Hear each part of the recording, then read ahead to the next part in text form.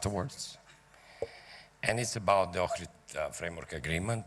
It's about its perspectives. I get the thoughts for food you had in your papers. But this year we are celebrating the 20th anniversary of the Ohrid Framework Agreement, so we want to see what are the main achievements and perspectives about it. How did the Ohrid Framework Agreement impact the establishment and the functional democracy that is built in Macedonia, and how it impacted its internal and foreign policy making, and what was the role of the international community in adopting, but also in implementing the Ohrid Framework Agreement. Also, how does that give perspective for solving problems in the region and internal problems as well.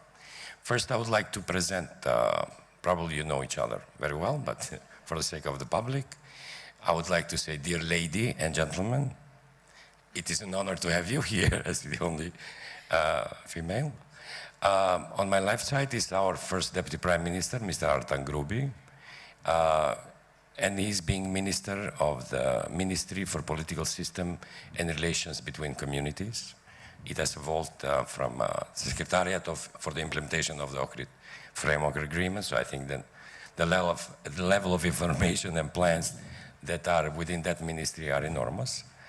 We have Mr. Alain Leroy, who was the special representative of EU in the period of 2001. I had the pleasure then to meet you during that process in Macedonia, and you assisted a lot and helped a lot the process of reaching an agreement in a period when there were some bad things happening around. Next one is Mr. Edward Joseph. We have met previously, a policymaker, very influential person, yeah, but also a person that is very much aware of the region, of the country, how things go, which are the perspectives, and where we should take the path to. The fourth one, but the most important part of our group is Ms. Clarice Pastori, did I pronounce it right? From the OSCE. We haven't met very much before, but I presume from the elan and energy that you will have lots to say. The next one is Mr. Ervan Fuere, former EU ambassador in Skopje, a big friend of Macedonia, who even after finishing his mandate has remained a friend, comes and visits us often. We have the pleasure to hear his thoughts, his ideas, and also his joint vision for the country, which he loves and thinks her well. Mr. Alain Richard, Ambassador, Special Representative of France for the region, if I recall well, familiar with the region, not just with Macedonia. It is important in this region and not to just pick up one country from the process. In order to understand what's going on in the region, you have to know the entire region. So I believe we will get some good ideas, good thoughts, and maybe some observations, how things went in Macedonia. We will have online Mr. Daniel Server from Johns Hopkins. Am I right, Ed? Yes. Okay. Yeah. The first time I met him, he was at the U.S. Institute of Peace. Yeah, Johns Hopkins. A person very familiar with the region, involved in the region, and whose stance and thoughts are being very much presented through the media in the entire region of Southeast Europe. And we will get, Mr. Server will join us right away via the link, and we will get Lord Robertson around 4 p.m. because he's in another meeting. So let me invite you first, the keynote speaker, Mr. Artan Grubi, to give us his views, ideas, and maybe directions, please.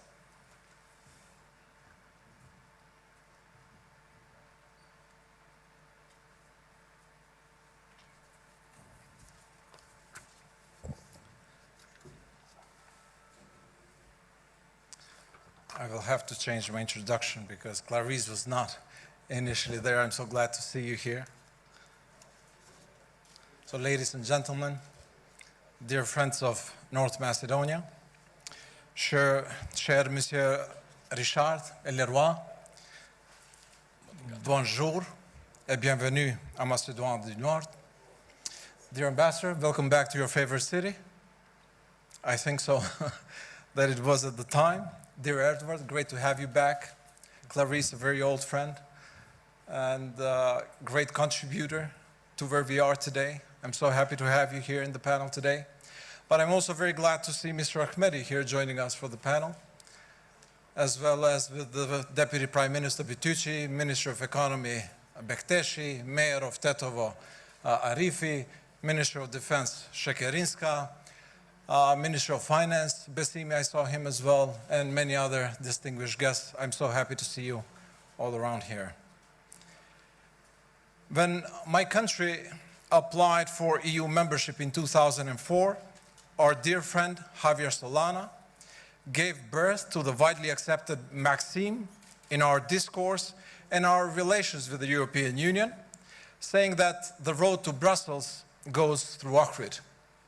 And it really did. I remember Ervan's smiling face in his white coat and colorful scarf, few days into his mandate, bringing a celebratory bottle of champagne at the end of December 2005, when my country received the candidacy status for the European Union membership, primarily due to the successful implementation and courageous implementation of the Ohrid Peace Agreement.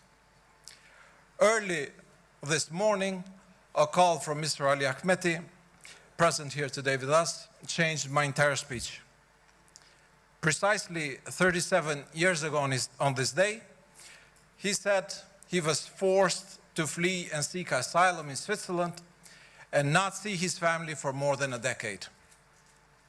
After being arrested twice as a student by the Yugoslav Secret Service following the 1981 demonstrations, he managed to escape the third attempt and found himself in Switzerland, where he continued his efforts for democracy and freedom.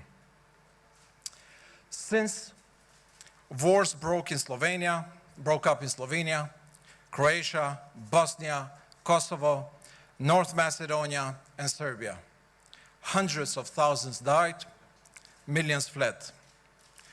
When we look back to what we all went through in the last 3 decades and where we are today, I wonder and I ask myself the question, why? Why identify your own nation's interests to the exclusion or detriment of the interests of the other nations? Nationalism my dear friends, blinded some of us and brought destruction, losing 2 decades of our lives. To fight that massive mind blindness, courageous men and women were needed to stand up and say enough. And those men and women needed the support of the free world to make peace happen. Such men and women were those who signed the Ohrid Peace Agreement 20 years ago, but also the Prespa Agreement 2 years ago. Courage to end disputes is higher than the courage to dispute. Blessed are the peacemakers. Therefore, I would like to raise the importance of equality and loyalty. Equality as the state of being equal, especially in status, rights, or opportunities as well as obligations. And loyalty as the fidelity of an individual to a nation, cause, philosophy, country, group, or a person. The more equal the citizens feel, the more cohesive and just the society is. The more loyal the state is towards its citizens and all of its communities, the more those citizens and all of those communities are loyal towards the state. What did my country lose from walking strongly towards full equality of all and implement the Prespa Agreement? What did my country lose from implementing the Ohrid Peace Agreement? What did my country lose from being loyal towards all of its citizens? It lost nothing, it won a lot. Today, I stand proud before you and represent my own country, the North Macedonia, and defend equality and our common goal of belonging to the Euro-American set of values and alliance. My colleague, Talat, proudly chairs the parliament. Bujar chairs diplomacy, Fatmir finance, Kreshnik here economy, Betucci here is the deputy prime minister. At least 5 Albanian players proudly wore the national jersey of our national team at the European Football Championship. Besa is great at heading the Supreme Court, and so on and so forth. We are more loyal as the state embraced equality and loyalty towards all. And all of this was achieved in close partnership with the European Union, United States, NATO, and the OSCE. It's a joint success story which we will jointly celebrate and mark on the 13th of August. I would like to express my deepest appreciation to all national leaders and friends from the international community, some present here today, and a lot of others who are not present here, and some are not even with us anymore. But we all walked the hard road together 20 years, and we continue to stay together on the journey of peace, prosperity, development, and integration. A journey where there is still a lot of traveling to do. The negotiations, the reaching and signing of the agreement, and the new arrangements it brought are part of our collective journey from the failures of the past towards a future together as equals. That's why, while Ohrid Agreement marks an end to an era, it is more a new start, a new beginning. An entire generation has grown up since 2001. Ohrid has profoundly transformed North Macedonia, and thereafter remains our guiding star for the future. Probably, if there wasn't for Ohrid, there wouldn't have been Prespa. That's why I encourage in particular our friends from the region to use the example of Ohrid and Prespa and address the contest courageously, as it pays off for the current and the generations to come. A leader leads and is not led, makes decisions for future generations and not for next elections. I fully recognize the responsibility that now rests on our shoulders to safeguard this extraordinary achievement and to build on the progress of the past 20 years, to build a country compatible with tomorrow's needs and fit for the future on the basis of equality, fairness, and respect for our differences. We face enormous challenges ahead, but the spirit of this agreement gives us the confidence, the courage, and the optimism to face the challenges of the future together. Our journey is still much incomplete. Our mission now is to build the next 20 years ahead of us, always together. Ladies and gentlemen, you have been very kind with your attention, and I thank you for that. Thank you. Thank you, Mr. First Deputy Prime Minister. I must note that there were some interesting ideas, the idea of responsibility of the citizens and of the state towards each other, and the Ohrid Agreement as a way to harmonize those relations and enable the country to go faster forward. But I guess Ed will have something to say about it. I didn't say the ground rules in the beginning, but I would encourage you to be in the limit of 7 minutes, so we can have then some questions in order to cheer up a bit the conversation. So, Mr. Lera, you can talk here, you can talk from there, but I would invite you to... Oh, okay. Or did I do something wrong? No. I will see that. Okay. You want me to leave this? No, it's okay. So, good afternoon to everyone. So, I will not make a formal speech, but just give my my views on what you just said and how we felt contributing to implement the Ohrid Agreement in 2001 and 2002. I was the EU Special Representative in that time, following François Léotard, who was also EU Special Representative. And maybe I will make 3 short points. The first one, how did that happen? With what I see at that time. The second, vision of today, 20 years after, and maybe also some of the lessons learned from that period. The first one, I would say, how did that happen? View from the viewpoint of the international community. It came, in my opinion, because there was some guiltiness from the international community of having not been able to prevent what happened with the war in Croatia, not being able to prevent the war in Bosnia, not able to prevent the war in Kosovo. So there was a willingness clearly to internationally to intervene very strongly to try as much as possible to prevent a large-scale conflict which could have happened here. And therefore, at the highest level of international community, EU, NATO, US, OSCE, and for EU and NATO, very much Mr. Javier Solana and Lord Robertson, the 2 main actors at that time, I would say were spending so much time here in Skopje to prevent that.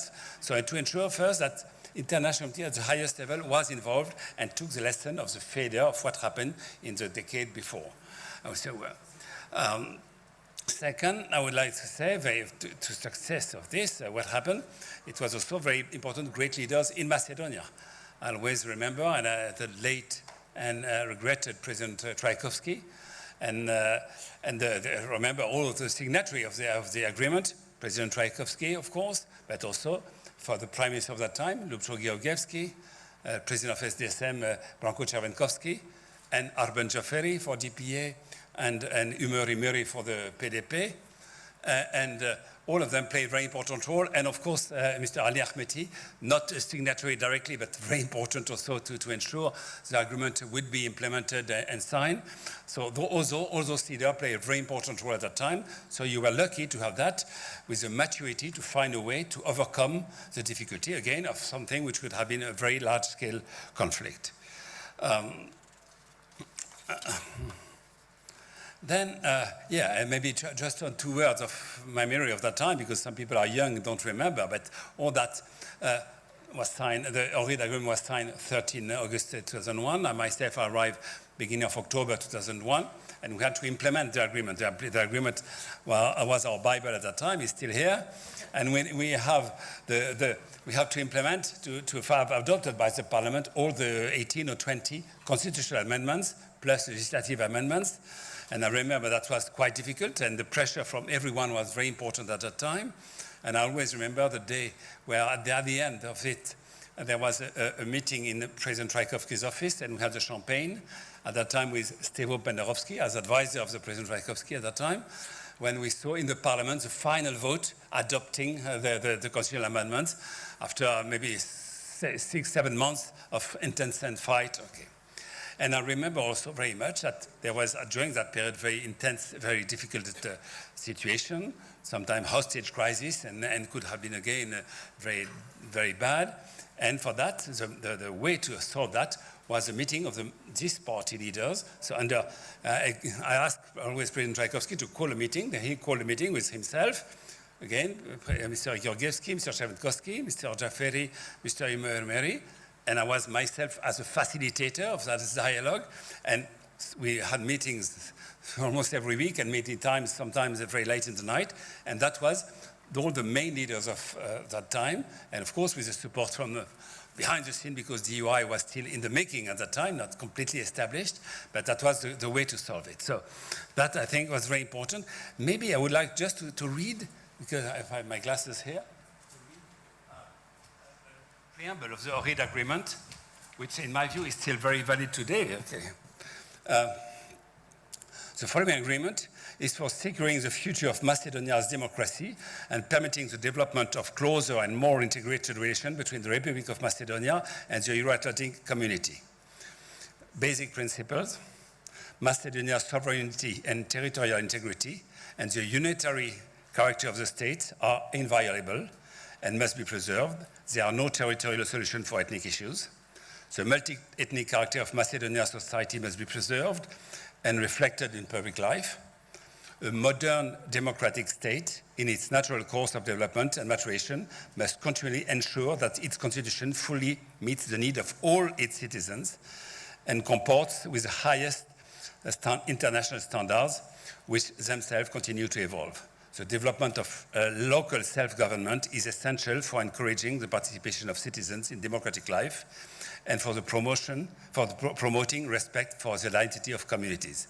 I think this principle remained very valid in this country and many other places. I think it was visionary to put them in writing. And maybe I don't want to be too long, maybe just 2 quick points now. Seen from today, what we see of 20 years after Ohrid, very much for the Macedonian citizens, both Macedonian and Albanian, to tell how they feel about it, because that is their agreement. But from international committee, I must say we are very glad to see, when I see everywhere, as you said, the Deputy Prime Minister, now the multi-ethnic question, the Republic of North Macedonia is today a functioning multi-ethnic democracy. That's very important, and the multi-ethnic issue remains there. But I think everyone recognizes that the peace has been brought, and the question, I wouldn't say it's not solved, but yeah, I would say it's solved now. There is no more an issue about this question, and that very much thanks to Ohrid Agreement. And as you said, as Javier Solana was saying, the road to the EU goes to Ohrid Agreement. As you said, I don't develop the candidate status obtained in 2005, thanks to also to the very important work done by Radmila Šekirinska, was of course a consequence of what happened in Ohrid. That was of course very clear on that. And then I would like maybe to say one more word on compared to the other peace treaty, other agreement. It's clear that Macedonia in the Balkans is a clear functioning multi-ethnic democracy. It's clear at the same time other peace agreements like the Dayton Agreement is less functioning. We all know that. I think the way the international committee and the Macedonians find the right way, not having an agreement like the Dayton, and also not having any kind of partition or bilateral state or binational state. I think the way has been now, and the fact that 20 years after there are still consensus on the implementation of this Ohrid Agreement, I think is very important. And among the lessons learned, because I have been already too long, I would say 2 or 3 things. First, lesson learned from international community. I would start with the EU. EU, and I still say, When in 1991, Croatia and Slovenia declared independence from the Yugoslavia, there was a difference, a discrepancy between the EU's view. Germany was in favor, France was against at that time. So the EU was divided, and being divided had no influence on the war in Croatia, and also very little influence on the war in Bosnia. And the fact, I think, for me, the Amsterdam Treaty, 99, arrival of Javier Solana, was able to, Amsterdam, but implementation 99, first appointment of Mr. Solana in 99, were able to have a united view on Europe. And for me, I remember Clarisse was part of the EU team at that time. We had meetings of all EU ambassadors every week, and there was a completely common view of all EU member states that gave, of course, extremely powerful, again, compared to the Europe divided in the first years. Second, obviously, the clearly alignment of the EU and US views on this issue, very, very clear at that time, and with Jim Pardue representing the US at that time. But as Joseph said this morning, with different view, because the way of Macedonia shall go into Europe, so Europe has to make some requests to Macedonia and not the US. I follow what you said this morning, I agree, but we were completely aligned, and that's fine with that. Second, of course, international community was completely aligned. I said EU, US, but also NATO, OSCE. Lord Robertson was, of course, extremely important at that time.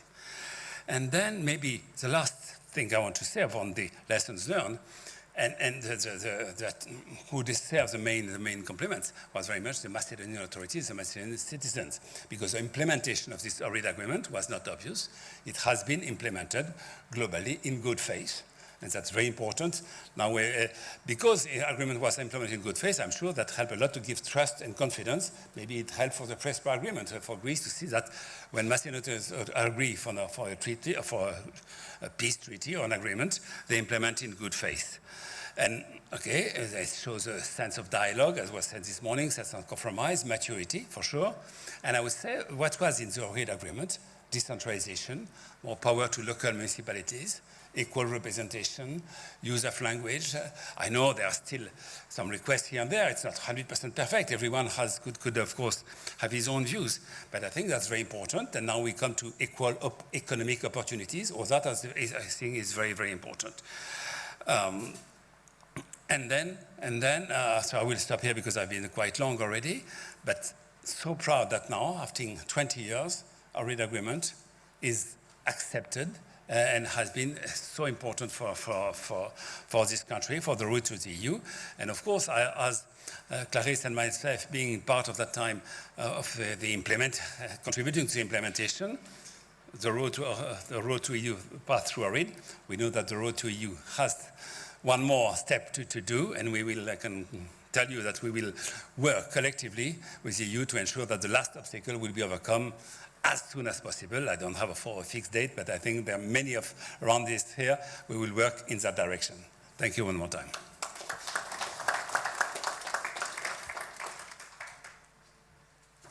I thank you, Mr. Leroy. I think there are many points issued here. For me, one is important that the international community, after the slowness that it had in the previous conflicts in former Yugoslavia, reacted promptly, with good faith, but also with a clear vision where it wanted to go. And I think that's one of the main things. Thank you also for the insights. I had the pleasure in that period to accompany Mr. Imeri very often, and I know all the sweat and nerves that you spent moving. They were not always sitting in one table. You had to move from place to place, but the result is good, and I'm glad that you can see also the differences. We have done many years ago kind of an analysis between the Dayton, between Rambouillet and Ohrid. And Ohrid is the most advanced agreement because it talks about vision more than about technicalities which are present in the Dayton agreement. And Rambouillet is something in between. Ed, you can speak from there if you want, but I would like to invite Ed, if you want. I can take notes for the report. Okay. I can come up to it. Whatever you want. Okay. I'll have to just tap you when it's close to 7 minutes. Sure. Okay. That's fine. Thank you. Thank you, Albert. Thank you for the generous introduction, and a pleasure to follow Alain Leroy, who performed such superb work here after the signing of the Ohrid Agreement. And I think it's time here after 2 decades to really put this into some context as to how far this country has come and these people have come in these 2 decades. It's really remarkable. And you may think, oh, well, this just only pertains to North Macedonia. But in fact, the signatories of this agreement and those who supported this agreement, like Ali Ahmeti there, answered a question, a fundamental question that the world struggles with all over. And that question is, how can people of different identity, different ethnicity live together? And it's a question the world struggles with. And even in the United States, we struggle with this question. And it has been answered admirably here in the Ohrid Agreement. And what I'm going to do here, also trying not to take too much time, is try to outline just how far this country has come through this agreement through 6 Ds. So they're all Ds. And just to run through them quickly: dangerous, diplomacy, design, difficult, the implementation difficult, destiny, and delivered. And let me run through those real quick and say, first of all, that I think people forget how dangerous the situation was. This is the Balkans. And as we know, this region had seen a lot of conflict, and this had the earmarks of another Balkan conflict. And the key element here I'll point to is the fear and displacement. That's always the key in the Balkans. The population is afraid. And there was movements from Tetovo, and there was movement from Skopje, Macedonians and Albanians, and you had that, and that was happening. That's very dangerous when that process begins to happen. So it was, we should put this in a context. This was quite a tense and difficult. There was open clashes and confrontation, and it really could have gone a different way, and people should understand that. And I can remember how difficult it was also having meetings with the late Boris Tchaikovsky, and also with Stevo Penderovsky, with Radmila, and with Ali Ahmeti. We had a memorable meeting in Šipkovice, if you remember. And it was also not so easy and really quite tense in those times. So that's the first point, is just how dangerous this was at the time. The second, diplomacy. I couldn't agree more with Alain. It was a unified Western approach that brought this dangerous situation to an end. US and France, above all, working very closely, Francois Lyotard, with James Pardue, and also prior to that, under different rubric, was my good friend, Ambassador Bob Froelich, who also made efforts here that launched the whole process. But it was that unified effort that brought this conflict to an end. And why is that so important? Because it's so important today. That's all it really takes. Problem in Kosovo, as I've written, you can look at that if you like. It's just unanimity within the EU. That's all it takes. Kosovo, Bosnia, this region can be, all these ethno-national conflicts can be resolved, and this region can move forward. All of the countries that want to, NATO and the European Union as well. It is possible, and they proved it here. Third, the design. The design of the Ohrid Agreement was superior. Do you know what was the key? One of the key elements, and it actually says it. It says it in the document, in one of the first paragraphs there. I think it's 1.3. No territory. It says in the agreement, territory is not a solution to ethnic conflicts. And that, if anyone ever complains here about the Ohrid Agreement, just say, have a look at Bosnia. Have a look at Bosnia if you don't like the Ohrid Agreement. Because that was based on territory, and that's what you get when you use the ethno-national solution, for ethno-territorial solution for these conflicts. That's what you get. You get paralysis. This country, many challenges, all countries have them. no one can ever say this country is paralyzed. This country is not paralyzed. And that is a huge accomplishment and a huge element of that design of the agreement. The other thing politically, it was a grand coalition, and this should also not be forgotten. It was a grand coalition in the government here, VIMRO, SDSM, across the board, and the signatories, grand coalition, ethnic Macedonians, ethnic Albanians, that signed this agreement. Not all, and can never be seen as it was just the province of one party. This was a consensus agreement in this country. The other key element here, very important in peace agreements, could be critical in Kosovo as well, decentralization, that to disperse power. And this is very much consistent with the EU view of subsidiarity in the EU, the design of the EU. Very important to get away from all centralized power. And one of the interesting things that I noticed, Alain, maybe you remember this, was very soon, even despite all the distrust, very soon after the signing of the agreement, Albanian majority municipalities and Macedonian majority municipalities discovered that they had issues in common vis-a-vis the central government, which is very typical in many. They share the same concerns and the same sometimes frustrations with the central government. And there were active desire to join in the National Association of Municipalities. So this was, again, one of the products of the good design. Okay, oh my gosh. I'm already getting the yellow card. I don't want to get the red card. Fine, let me rush through the last couple of Ds. So it was difficult. Let no one here think, oh, they signed the Ohrid Agreement and everything was great.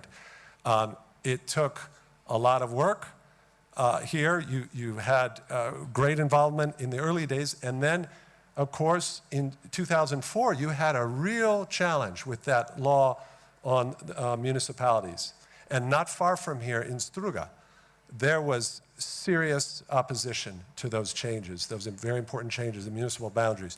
And it took a lot of work. And if you remember, it was in that context the US recognized then, I will say it because I'm talking about then, the Republic of Macedonia by its constitutional name, as it was known then. And then the other element here, I want to say destiny. What is the destiny of these people? The destiny of ethnic Albanians and ethnic Macedonians here is to live together in one country. That's your destiny. And the Ohrid Agreement provides, it's a framework, it provides the framework for this to be a successful destiny that you can achieve. And I've seen this. I was just meeting in Skopje, a good friend of mine who's in business, Macedonian, Albanians in business together, working together. Say, I know in Tetovo, Skopje, this can happen, it's proof. Look, are there challenges? Yes, of course. Is there mistrust? Yes, of course. Keep working at that to overcome the mistrust. And finally, I want to come back to a very important point that Artan made at the beginning.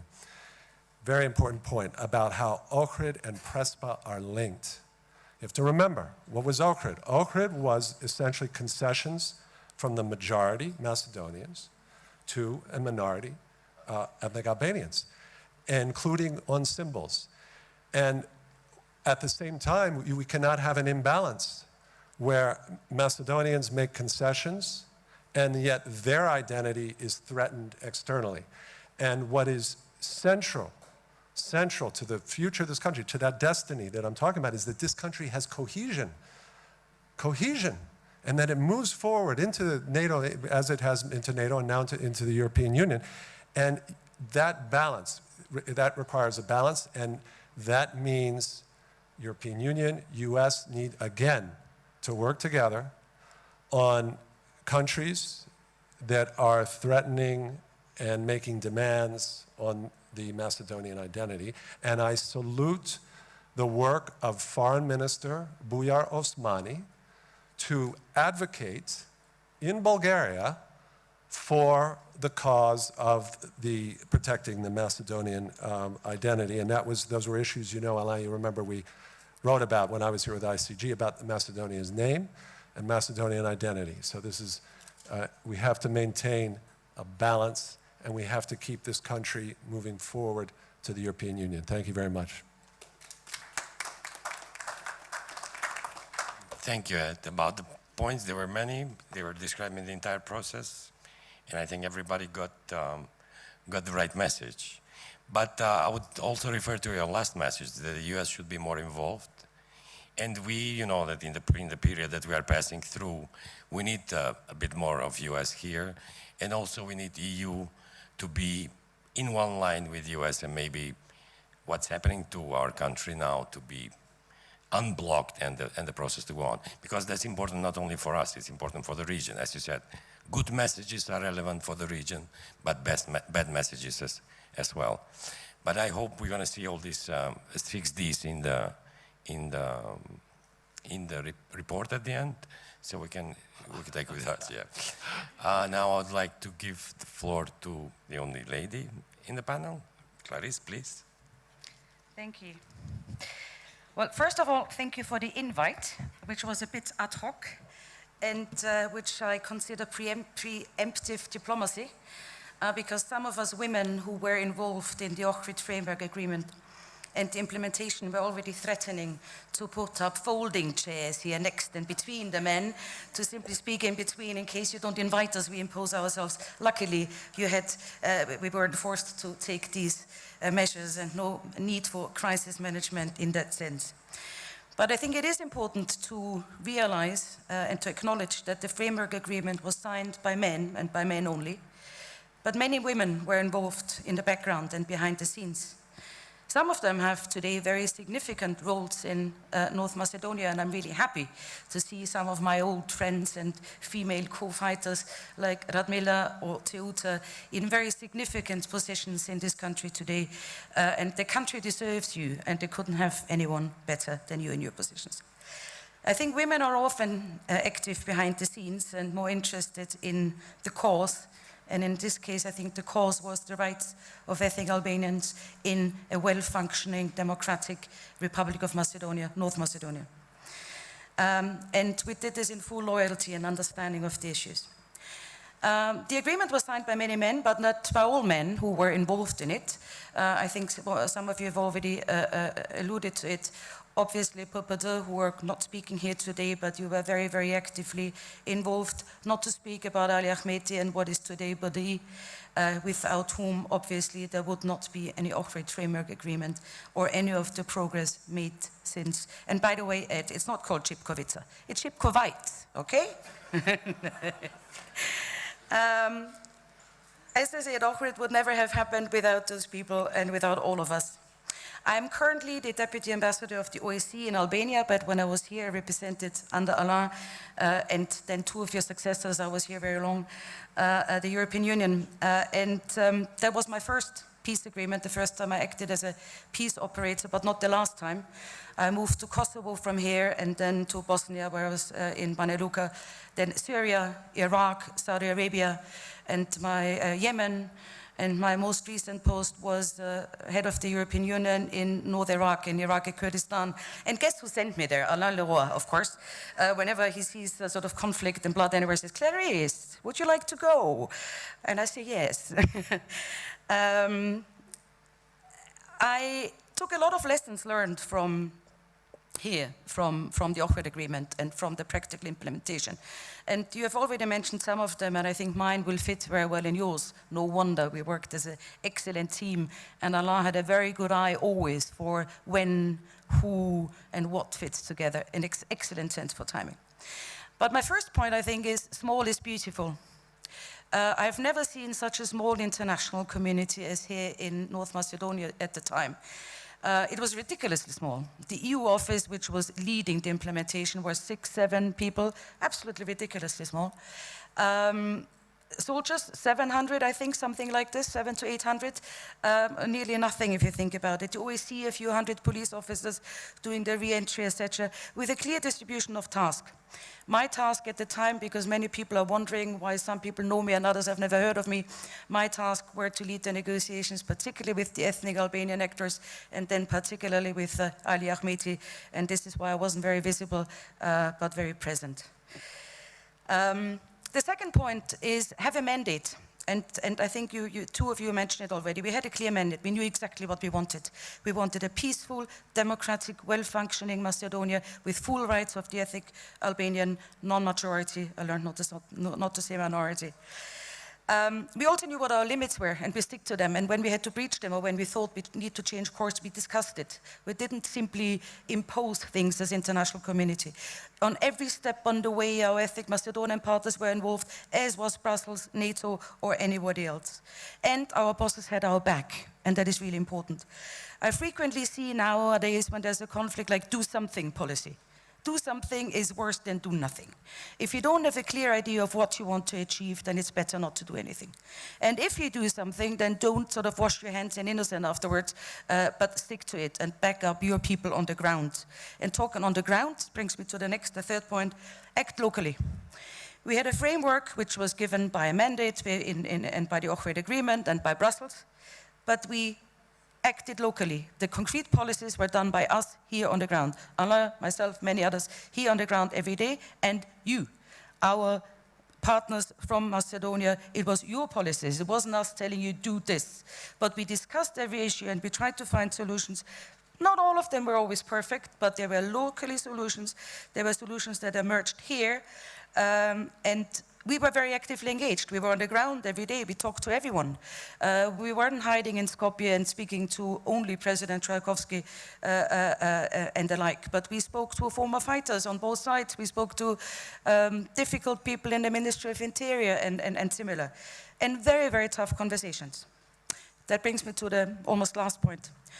Get your hands dirty, you know?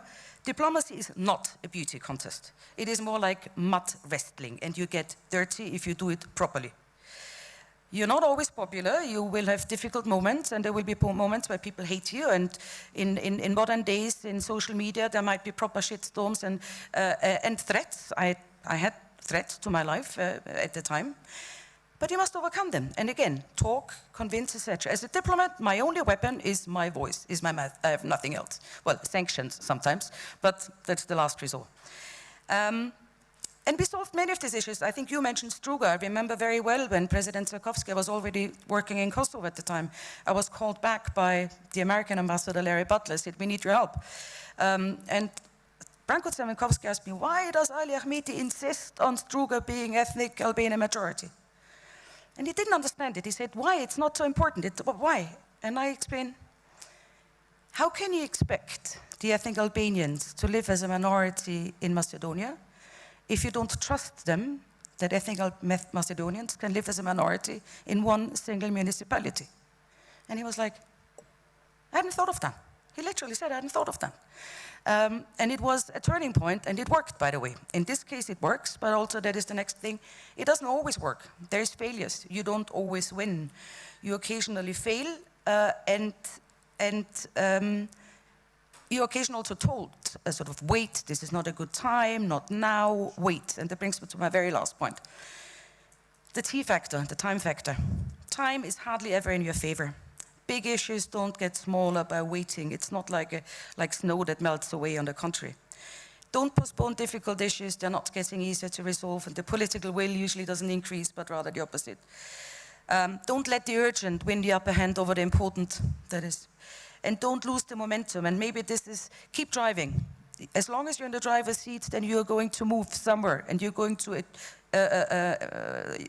arrive somewhere. And this is an advice with which I would end now, before I'm getting thrown out. Here, to my friends here in North Macedonia, but also Albania, and also on behalf of my current function as the OSCE. You have faced much worse. You have been through much worse. This is fairly easy. North Macedonia will have the OSCE chairmanship in 2023. I'm advising you very seriously to use the institutions that you have and that you're part of as your partners. I have the feeling that many countries are not doing this sufficiently. Make use of the institutions you have to convince the ones you want to achieve.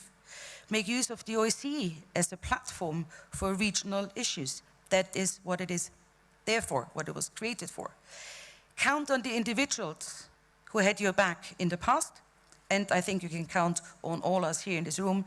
We are continue to be your friends, and we will support you until we get where we are, and we aren't done yet. Thank you very much.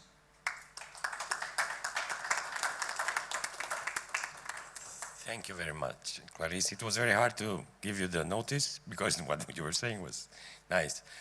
So, but I noticed in your presentation the issue of loyalty and responsibility was raised again, what Mr. Gruby raised, and it's a two-way street, and it's a process of building trust. Mistrust, not knowing issues, fears were present in 2001, and I think we passed a long way until now. As you said, everything is not solved, but it gives a good sign that it's going in the right direction. I think now we can do a bit of mix and invite Daniel Server. I think we have him online, so just surprise the public so we don't go straight away. Hi, Daniel.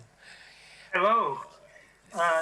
Let me first say what a pleasure it is to celebrate 20 years since the Ohrid Framework Agreement, even if I'm in Washington and not in Skopje. My friends in the Balkans often say nothing has changed since the wars of 1992, 2001, or that things were better in the 1990s. I beg to differ. I first met diplomats from what was then called the FIROM at the United Nations in the early 1990s. Frankly, they were suspicious and secretive, even hostile toward Americans and their values. You only need to look at the agenda of this conference to realize how much has changed. It opened with sessions on business and civil society, then talked about accession to the European Union and women's empowerment, as well as the role of diplomacy. That agenda would have been inconceivable 20 years ago. Where are the sessions on security, on ethnic identity, on Balkan history? Those issues aren't forgotten, but they no longer command the attention once they did. Yes, there's been progress in the Balkans. Perhaps most of all in what officials now call North Macedonia, but I will occasionally slip and call it just Macedonia, as permitted by Article 7, Paragraph 5 of the Prespa Agreement. Anyone who objects should ask themselves whether they always call my country the United States of America, or sometimes shorten it to the United States or America. Macedonia is a success story. It survived the 1990s wars of Yugoslav succession, the influx of Kosovo refugees, the uncivil war of 2001, a decade of rapid and necessarily disruptive economic reform, an abusive prime minister, an attack on parliament, contested elections, and waves of crisis coming from outside the country. The 2007-8 financial crisis, the Greek debt debacle, the refugee influx, and most recently, COVID-19. Along the way, Macedonia has better integrated its society, experienced substantial economic growth, demarcated its Kosovo border, improved its electoral process, resolved the name issue, deployed troops in Afghanistan embedded with the Vermont National Guard, joined NATO, gained EU candidacy, and tried to resolve its historical and linguistic issues with Bulgaria. This is a success story by any measure. The Ohrid and Prespa agreements merit special attention because more than any others in the Balkans, they aim not only to solve immediate problems, but also to lay the basis for permanent resolution of the underlying drivers of conflict. Ohrid institutionalized minority rights in Macedonia in a way that's proven durable, even if still not entirely satisfactory to some on both sides of the issues. Prespa opened the door to a fuller understanding of Greek as well as Macedonian ethnic identity. Both were done as joint US-EU projects, working with the Macedonian government. This is the most important lesson we should learn from these past 20 years. When Brussels and Washington truly share an enterprise with local authorities, it is far more likely to bring positive results. I wish I could say as much about the Dayton Peace Accords, which became a joint US-EU product only after their signature and now require major reform to disempower the ethnic nationalists who fought the Bosnian wars and have strangled the peace. Macedonia is far more advanced, enough so that it can now focus as never before on the economic and social welfare of its citizens. The clouds on the horizon now come mainly from outside North Macedonia. Bulgaria's claims about its own ethnic identity and Serbia's renewal of its territorial ambitions in Kosovo, Bosnia, and Montenegro, which threaten to destabilize the region. I hardly need mention the too frequent rumble of Russian troublemaking and the temptations of Chinese financing. I trust Macedonia will confront these challenges in the same spirit as it is used to resolve others, with determination to protect its own vital interests while accommodating when it can those of others. I admire that approach. It's sensible and realistic, but also ambitious and idealistic. I might even hope Skopje's idealism and pragmatism are contagious and will spread to Belgrade, Pristina, and Sarajevo. 20 years ago, Jim Pardue, may his memory be a blessing, helped negotiate the Ohrid Agreement along with François Léotard. They worked on the basis of ideas put forward by Bob Froelich, then the OSCE representative. May his memory also be a blessing. Americans and Europeans alike should feel pleased and proud that those efforts have paid dividends. We can now count North Macedonia as an ally and friend that shares Western values. Let me just conclude by saying I hope I will see the day Macedonia accedes to the European Union. Thank you. Thank you, Daniel. Apparently, you know, I don't have any way to tap you to tell you about the minutes, but thank you for your wonderful recuperation of all the past. And when we hear now things that we went through in the late 90s and the beginning of the 21st century, the perspectives and life now looks even better, and hopes are rising.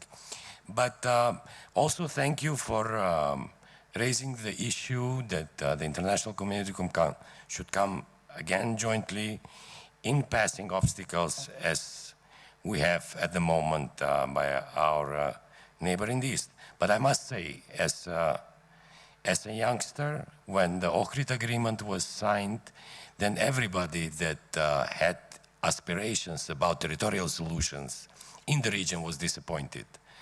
Once the Prespa Agreement was signed, everybody in the region, or even broader, that was presenting that their problem is unsolvable, thought twice. They were not pleased.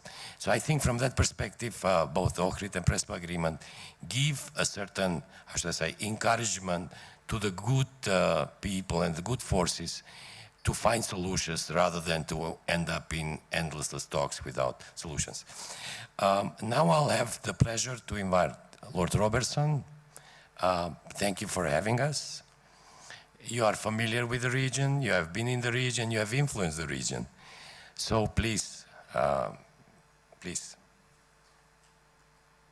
Mr. Moderator, thank you so much for your welcome and for the chance to speak today. As you say, you were young at the time of the Ohrid Agreement, and we were all younger at the time of the Ohrid Agreement. But the memories of that period leading up to the Ohrid Agreement are still very fresh in my mind, and I'm sure very fresh in the minds of so many other people as well. I apologize for coming late to this discussion, and I hope that I haven't missed anything valuable, and I also hope I won't be crossing over territory that has already been dealt with by your other colleagues on the program. I want to make a few comments about the region as a whole. This evening, there will be more of a chance to talk about the Ohrid Agreement, the events that led up to it, and what they mean for the future. But I worry about the Western Balkans. It has been the seedbed for so much trouble over the years and is now a playground for mischief arising from geopolitical competition. Russia, China, Turkey, and others are all involved in this mischief. But it is in their interest and not in the interests of the people of the region itself. The West, that part of the world which still upholds the importance of democratic values, of free speech and free elections, of the rule of law, of private property, of mixed economies, of the separation of church and state, of building consensus and tolerance in free.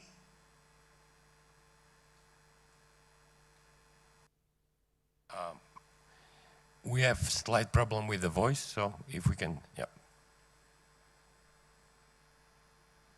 I thought the voice will be sorted out, but the line was cut. I apologize for my technology. I hope you get me now. I actually pressed the button to mute myself, something that many people have tried to do in the past. But as I say, we, the West, need to look and reflect on and be concerned about the Western Balkans because the past has a nasty habit of becoming the future. So we, that ordered democratic group of states, have already invested hugely in the Western Balkans because both in lives, in money, in time taken up and other priorities abandoned. So we have a stake in the region and an experience to tell us that when we disengage or walk away, bad things can and almost certainly will happen. We need to do a number of things then, in my view, to stop the rot and to coin a phrase, take back control. First of all, we need to recognize our new vulnerabilities, demonstrated so vividly by the impact of the coronavirus. It has invisibly but relentlessly wreaked havoc on our economies and on our way of living in the 2020s in Europe and throughout the world. So we need new protocols to deal with such biosecurity threats because they assuredly will not stop with COVID-19. The world knows the dangers of nuclear weapons, and we go to extreme lengths to make sure that people cannot get or use nuclear weapons. And yet a virus, 1/10,000th the size of a full stop on the page of my notes, can escape accidentally or deliberately and have a dramatic impact on all our lives. Secondly, we have in the region to escape from living yesterday's battles and playing out old historic rivalries. The modern interconnected world has rendered such indulgences not only to be irrelevant, but also to be dangerous. You can respect or remember history, but what is so damaging is to try and live it again today. And for those who would revel in the past, mind misdeeds and misbehaviors, I say, look at France and Germany. For goodness sake, look at France and Germany, given what has happened between these two countries in history. And now see the successful path of reconciliation, which has made both of these countries peaceful, stable, and very, very prosperous. So the lesson for the Western Balkans is there in clear sight. Thirdly, we need a realization that there is an adversary or two out there using the Balkans, the Western Balkans, as a playground. The extension of the new geopolitical competition into this region is as damaging as it is inevitable. These players, the archbishops of authoritarianism, have no interest in the peaceful construction of a region at peace and enjoying prosperity. And in my view, they need to be confronted and confronted soon.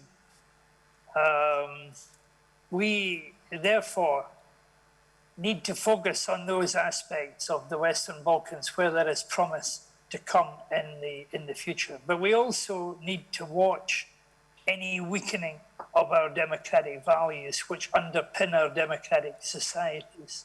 We can't be surprised if our adversaries try to exploit any vacuum that is created. If the rule of law is compromised, if corruption becomes systematized, if the free press is attacked and limited and other rights are compromised, then there will be new gaps that will be exploited and filled with poison as well. So we are now in the business, I hope, of building on agreements like the Ohrid Agreement and indeed the Prespa Agreement to build a prosperous region for the future. A region that will hold and not expel its young people for the future. A region that will capitalize on its enormous strengths and make sure that it is going to make a contribution to the future. The Ohrid Agreement itself was a signpost to where the Balkans can go if they really want to go there. The crisis of 2001 was almost an existential one for this country of North Macedonia. And yet the people of the country, led by President Tchaikovsky and by a lot of other people at the time, faced the threat to stability and peace in the country and built the Ohrid Agreement, which has provided the basis of 20 years of successful development. So the future won't be any less challenging than it was in 2001. It won't be any more dangerous if we get it wrong than it was in 2001. But the spirit of Ohrid is a spirit that I believe can underpin the future of North Macedonia and give it its rightful place in building a safe and prosperous Western Balkans as part of a safe and prosperous European continent. Thank you very much for your attention. Thank you, Lord Robertson. Thank you. Thank you also for rendering so clearly and sharply the priorities which should be in the region besides the Prespa and Ohrid Agreement. I must note that we were deprived for a very long period of being member of NATO, but by joining NATO we can also as a society think besides local issues also about the broader issues, as you mentioned, of pandemics, of nuclear weaponing, and we should start thinking that way too. As recipients of advice and assistance, by joining NATO, we should be the ones also that help other regions globally to overcome their immediate issues. And secondarily, I think that by implementing fully both of those agreements, we give a good sign, a sign of hope for all the good people with goodwill in the region and broader, that things can be solved, regardless how impossible that sounds in the beginning. And I remember your first visits in 2001, they were much, the atmosphere was much more tense, and regardless how much work it was necessary, all of it was given, and it resulted, as you said, with the 20 years of peaceful and prosperous period. So thank you very much. Now I would like to invite Ambassador Erwan Faure, person very known to the region, a person who loves the country. And about your background, I can talk maybe more than your 7 minutes that you'll talk. So please. Thank you very much. Thank you. And I feel very honored, very humbled, in fact, to be in the presence of so many distinguished people, both physically and virtually, who have played such a critical role in helping the historic agreement to see the light of day. My role in comparison was a very modest one. I arrived in November 2005 when the EU baton was passed on to me.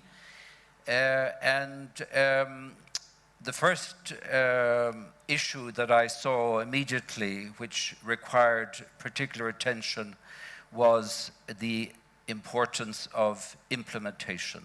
Alain Leroy mentioned the importance of implementation, which is much harder sometimes than signing the agreement.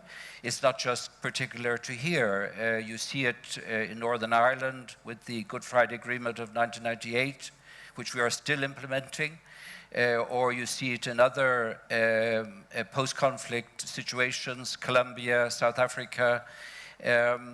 But the implementation means that when problems arise, you have a framework which provides various solutions or options and so on. But there are two important elements that was brought home to me very quickly in this task of implementation. The first one was that personalities make a difference. Personalities matter. A few months after I arrived here, we had elections, and there was new government, a new prime minister, whose approach to power was perhaps slightly different to what we would expect in Western democracies. His approach to dialogue was certainly not one that we would be used to. In other words, for him, power meant that the majority ruled. The minority didn't matter so much. So we had a huge task to convince the new prime minister that dialogue was critically important across the board, and critically important in all those aspects which were still relevant with regard to the Ohrid Framework Agreement implementation. So together with my American colleague and also our colleagues from the OSCE and NATO, we used to meet regularly every week. We had a huge job to convince the Prime Minister to meet with the leader of the main ethnic Albanian party that had received the over 60% of the votes in the 2006 election, who is here present. The first actual physical meeting between both leaders took place with a number of colleagues at the American embassy. And then the following day, in the evening, the second meeting between Mr. Gruevski and Mr. Ahmeti took place at the EU residence, and they were on their own. I don't know if it was the bottle of Irish whiskey or the Nelson Mandela's memoirs that I left on the table helped to break the ice, but the meeting had an important impact because they started the dialogue. And of course, I do remember, and I don't think I'm divulging any secrets when I say that the first question that Mr. Gruevski posed to Mr. Ahmeti was, why did you start the conflict in 2001? So you see that this meeting was so important to try to deal with the prejudices. And this is what we deal with a lot in implementation work of agreements. How to bring down the prejudices, how to bring down the barriers, how to build bridges. The second important aspect in the implementation that I quickly realized was of crucial importance here was the role of civil society. And all you have to do is look at the preamble of the Ohrid Framework Agreement, where it says, the framework will promote the peaceful and harmonious development of civil society while respecting the ethnic identity and interests of all Macedonian citizens. And again, it's not particular to the Macedonian situation. if you look at the Northern Ireland peace process, the critical aspect in ensuring a buy-in by the local communities, by the grassroots of society, was the civil society organizations, those who were at the grassroots explaining the benefits of the Good Friday Agreement. And if you talk to the union, because there were two main parties, as you know, in Northern Ireland, the Unionists and the Republican side, and the Unionists, by their own admission, accepted that they had not done enough to prepare for the acceptance of local by the citizens, and the Republican side had done much more. You heard the Minister of Justice this morning say that in the case of the friendship agreement, a friendship treaty with Bulgaria, perhaps there has not been enough focus on what civil society can do. So I think in this case too, in the Ohrid Framework Agreement, the critical role of civil society at the earliest possible stage, because that can guarantee this buy-in, this ownership, and civil society can also help in changing mindsets. Because as Alain Leroy mentioned and others, the first big task, of course, was the legislative work, changing the constitution, adopting all the legislation. That's all very good, and it was a huge effort by the government at the time. Some would say that they lost the elections in 2006 because of all of that huge work, which required a lot of courage. But that doesn't change mindsets. And you have to, while promoting the change of legislation, constitution, you also have to work on changing mindsets. And the group that can do that most effectively is the civil society organizations. They can really make a huge difference at the local level. And I attended so many important events organized by civil society in promoting multi-ethnic cooperation through art, through culture, many in all different communities. And this had a huge impact in making the Ohrid Framework Agreement principles alive for the citizens. And of course, that work continues to this day. And I would mention two aspects in particular. One is education. And while I was here, there was a lot of problems with segregated education. Yes. And so there was a lot of work required. The High Commissioner for National Refugees presented, I beg your pardon, the High Commissioner for National Minorities, OSCE, presented a program, Integrated Education, but it didn't get very far. That was in 2010. So civil society has done a lot of work in trying to promote multi-ethnic, intercultural education at the primary and secondary school level to make sure that students, teachers, communities come together at the local level so that you can really make the principles of multi-ethnic existence a reality on the ground.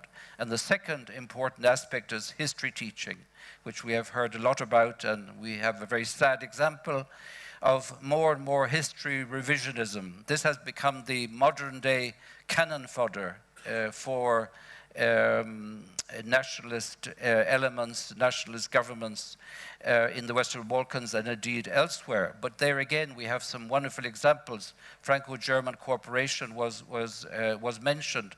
So history teaching is critically important to make sure that you again promote the principles that are embodied in the basic agreements, such as the Ohrid Framework Agreement. So from all of these reasons, the Ohrid Framework Agreement has played a huge role in society and continues to play a huge role in society here as an example for the future also. Thank you.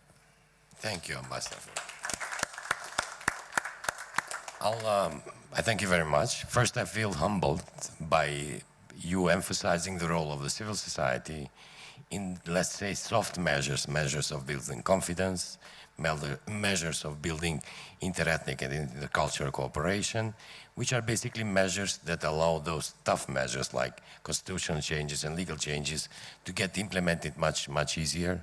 And I think that in the lately, in the late 10 years maybe, the role of civil society is being recognized also by the citizens as we went through a process in the last 4 or 5 years. But also thank you for the insights on the difficulties that you were going through in the face of implementation of the Ohrid Agreement. And it also has the phase of getting to know each other, going over the stereotypes, and learning how to not just coexist, but to work together and build a joint and prosperous future. And now, last but not least, Ambassador Alain Richard, please, you can talk from there or here. I have no micro. Okay. Oh, yes. Yes, I can speak from here. Okay. I would like to add a few notes about how, from European capitals, we saw the situation and what we had to do at the time.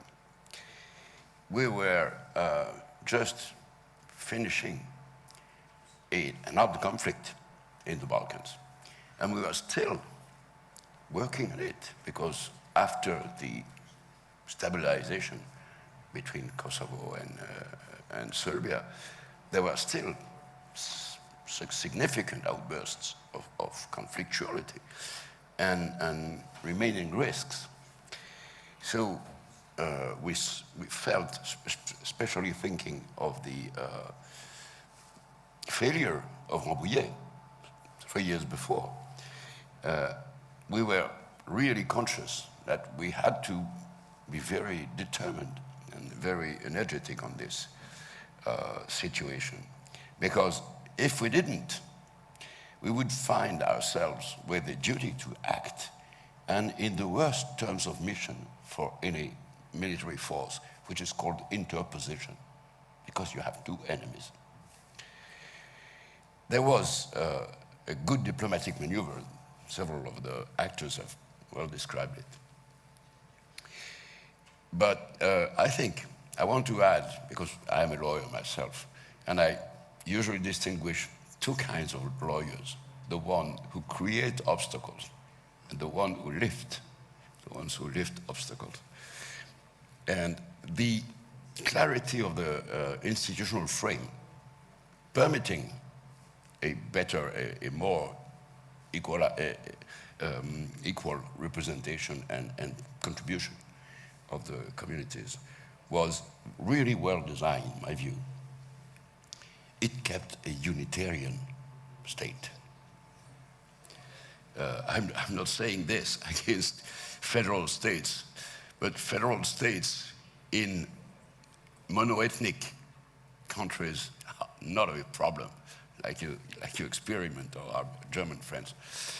But the choice of a unitarian state with a strong decentralization was, I think, a clear and intelligent choice. And it was well implemented globally.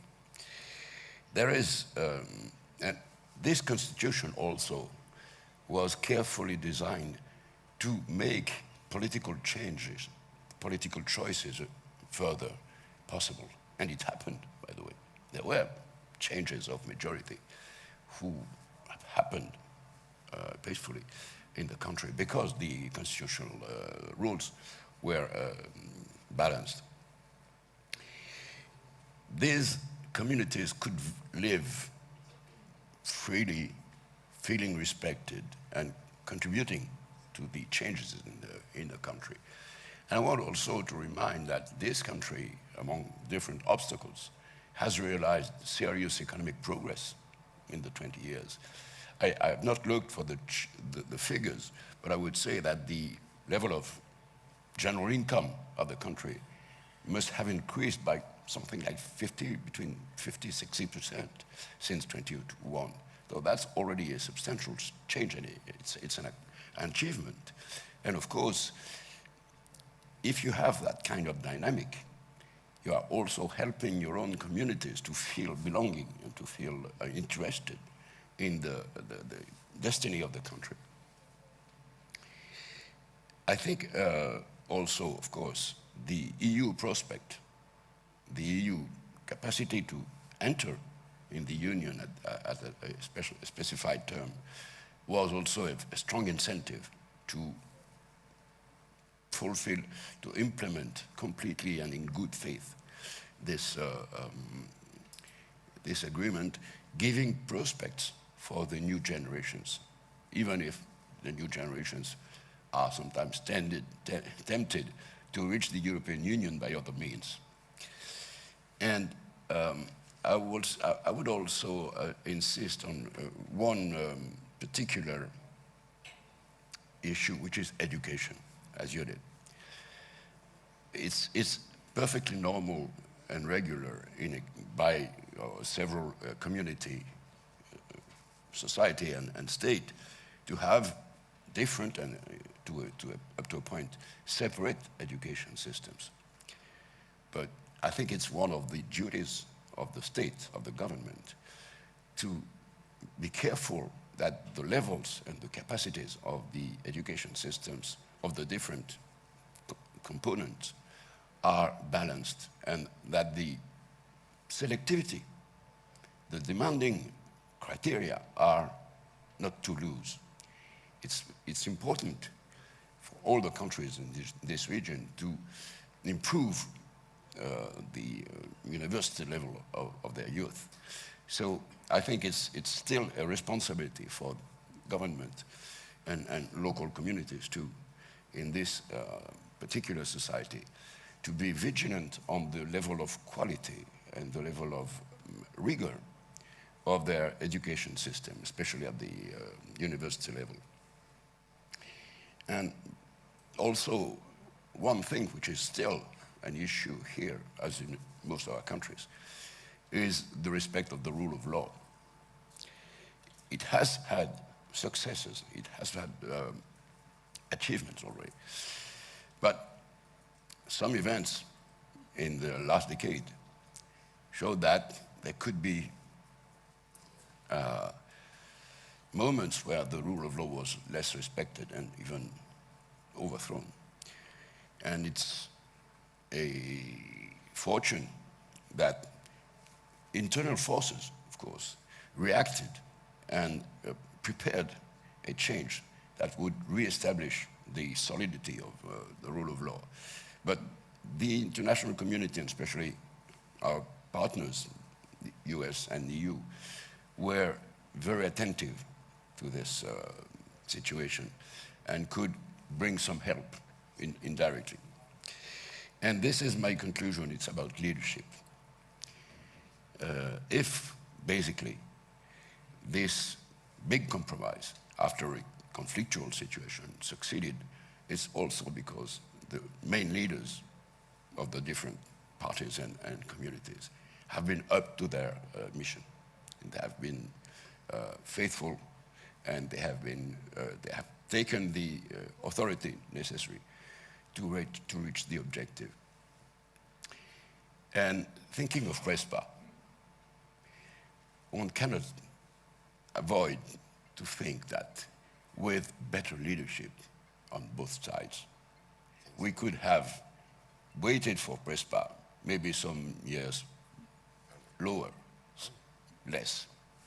So, of course, leadership is first about long-term, about thinking long-term, but it's also about taking the necessary decisions as soon as possible. Thank you. Thank you, Ambassador Richard.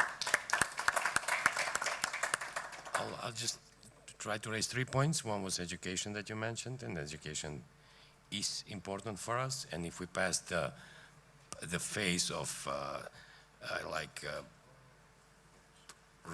raw fixing of the situation in the country, I think now we should go more into details and into more sophisticated processes like the quality of education.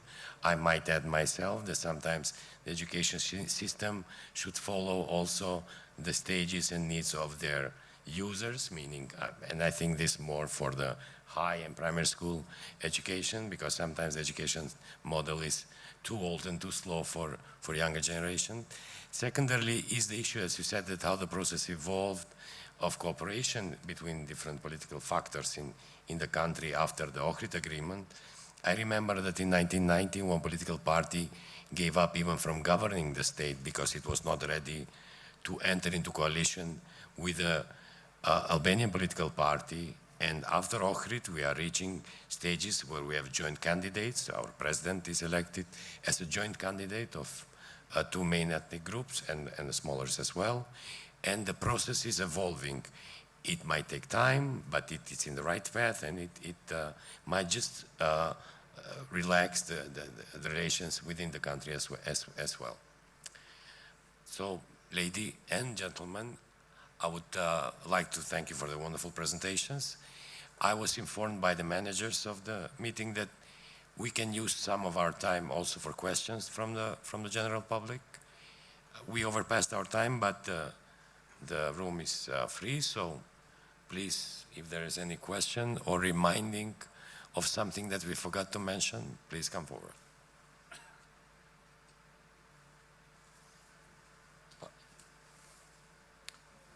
Yes. Is there any microphone? Je bez zvone pićem to skaditi. Okay. The microphone is coming. Well, hello. My name is Samet Shabani, and I'm from Association for Civic Activism and Encouraging Social Responsibility, Horizon Civitas. And first of all, I want to thank you for the insightful remarks about your experiences from the past. My question would basically be addressed on the census issue as well. Given that in the near future we are supposed to have the new census, and given the new conditions that would have come up through the new census, and given the quantitative character of the Ohrid Framework Agreement with the percentages of ethnic communities within public institutions and so on, to what extent do you believe that the Ohrid Framework Agreement in that case would maybe need some amendment or whatever would happen in that regard? So technically it would be like, my question is more about correlating within the Ohrid Framework Agreement reality and new realities that would have been approached by the new census. Thank you. And the issue is, the question is addressed to anyone in particular? That would, yeah, it would be in general. I would be more than pleased to hear any of comments from distinguished experts. Yes, thank you. While you decide, I would like to give my comment on it. Okay, it's a very strange political narrative in Macedonia that links the daily living with some legal frameworks.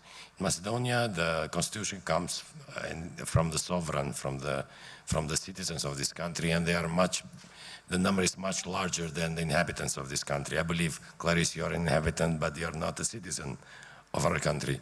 But strangely, the political narrative goes in the way of trying to mishmash, that's how you do the political spin, between the number of citizens and number of residents. And number of residents is not always comparable with the citizens. And the Ohrid Framework Agreement is constitutional category now.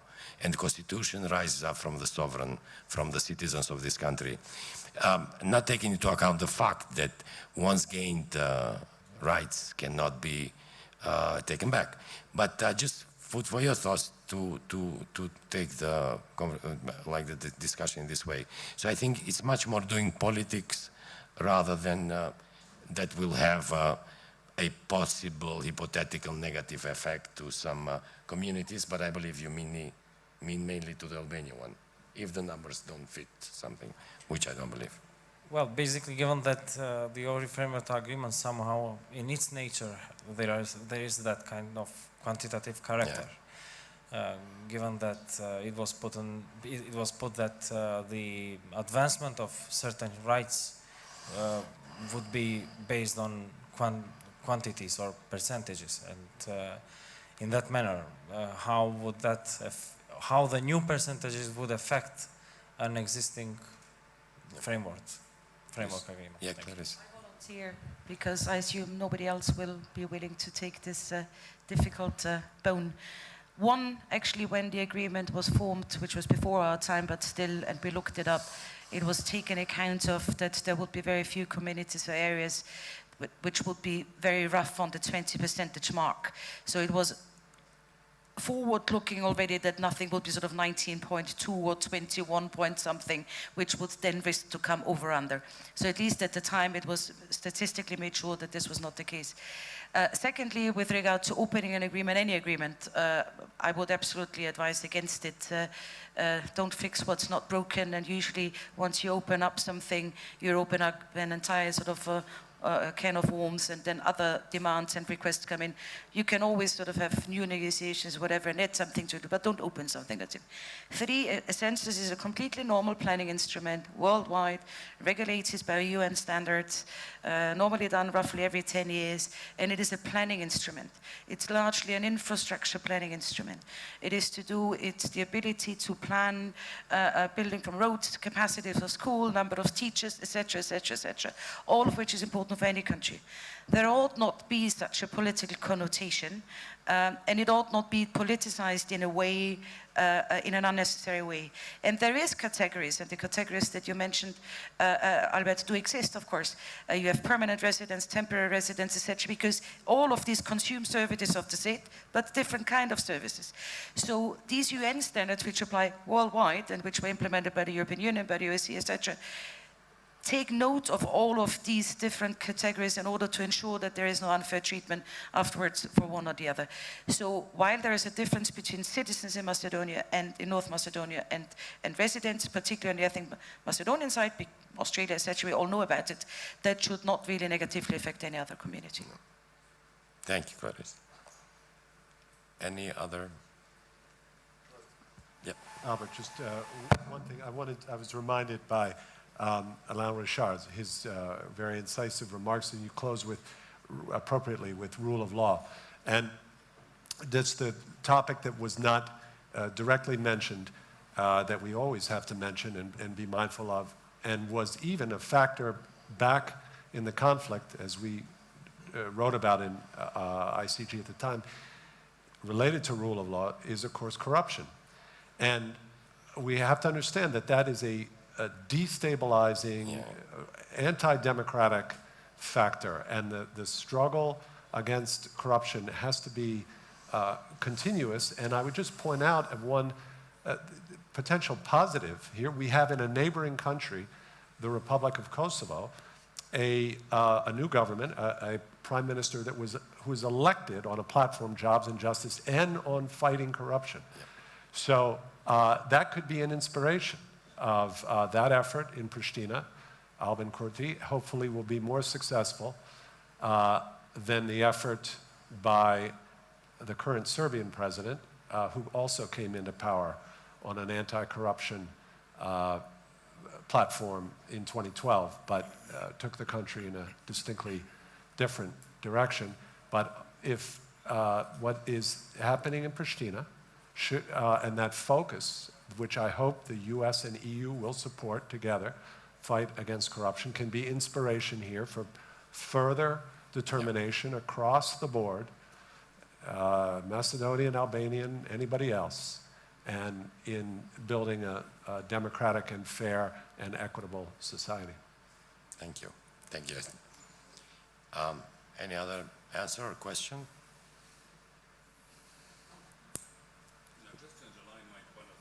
Martin Groby at the beginning when he said nothing was lost for the country with the Ohrid Agreement. A lot have been won. I think you said it. It's a very good summary of the Ohrid Agreement.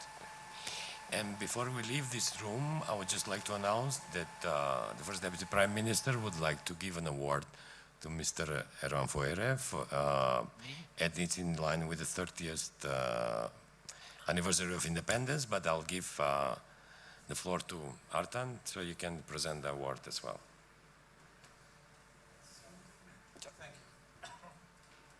Thank you, everyone, for your participation and your remarks. Very valuable. And many of you we will meet again on the 13th of August, hopefully, at the event which will be held in Skopje. Listening to Ambassador Fuere at those meetings that he referred to. Yes, I forgot to mention that you were there too in another capacity, yes. Sitting in the kitchen. Yes. So I really remember all of those meetings and all of those efforts to establish political dialogue in the country, which then led to subsequent elections and change of government, and further on, we know the entire story. But with the ambassador, we've had so many episodes of interesting elements, including some of the meetings, if you remember, dear ambassador, when you were switching cars. Yeah. And when all of the journalists were running after you to find out where you were and where you were meeting Mr. Akhmeti in difficult times. So you've done a lot. I think many people will be receiving awards because this year we're marking the 20th anniversary of the Ohrid Agreement, and at the same time we're marking the 30th anniversary of the independence of our country. So in sign of marking the 30th anniversary of our independence, the Ministry of Foreign Affairs and the government is recognizing many distinguished friends of our country, and that includes you, and I'm honored to present you with this plaque. Why me? Not only you, but many will also be receiving, so congratulations. Thank you. Thank you very much. Thank you. It's very kind.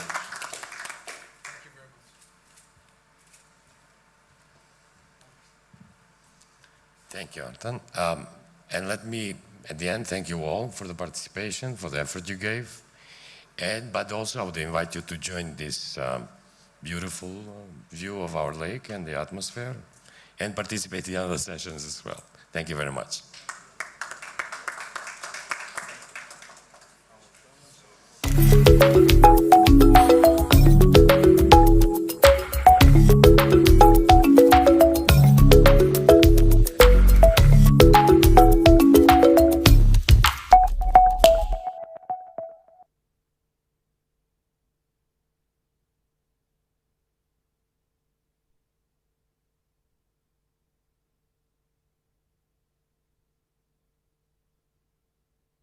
Ja, men